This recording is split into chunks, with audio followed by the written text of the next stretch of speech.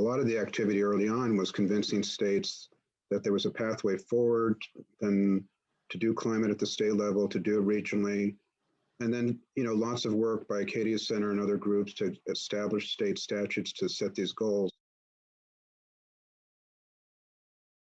How are we going to do that if the agencies that are empowered to make decisions aren't thinking about climate in their decision making? We do need to all be aligned in order to accelerate and meet the goals. And by all of us, I mean state government, I mean public participants, I mean the energy companies, the utilities.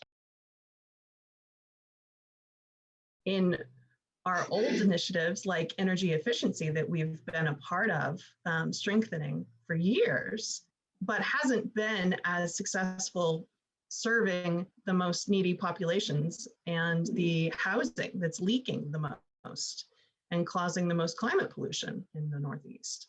So we're going to take that problem and flip it on its head and try to use the efficiency programs themselves to serve the underserved populations and to get the housing crisis of New England addressed somewhat through having better quality housing and electrifying those homes first. And if we electrify and weatherize those homes at the same time, it's really cost effective, but also it makes a huge dent in the climate pollution that they're putting out. A lot of the environmental justice populations are not just being overburdened by the fossil fuel economy, but the electrified economy hasn't really reached them yet. And so working to invest in those communities and electrify them first and, be able to provide resources, possibly through the Transportation and Climate Initiative, to allow them access to electrified vehicles and transport.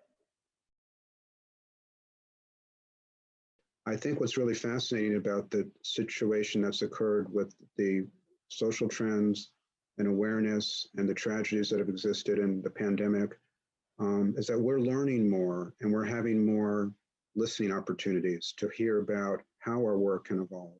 Those mutual relationships that are respectful, and two-way are really where the future lies in these discussions. I think partnerships are where the work is, and I think that we are fortunate to get to work with a lot of really amazing organizations who have expertise in other areas.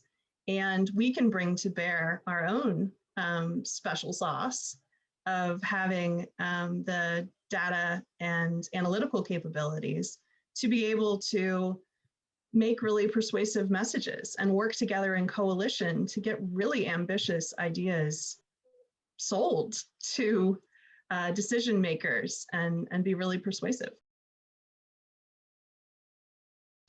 Our regions, our states, our cities, they still have a key role to play. They still have jurisdiction, to use that word, over utility regulation, over where dollars go into their transportation networks. They have control over building codes. They have control over housing policies.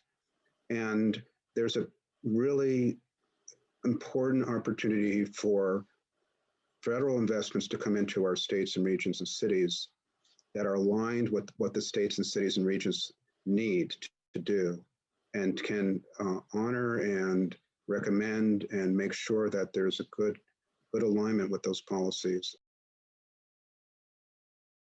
I think the clean energy future is already here. We have all of the technologies that we need, and we know what to do with them, and we know we need more of them. I also wonder, with the natural gas bridge, how many times do we need to cross the river?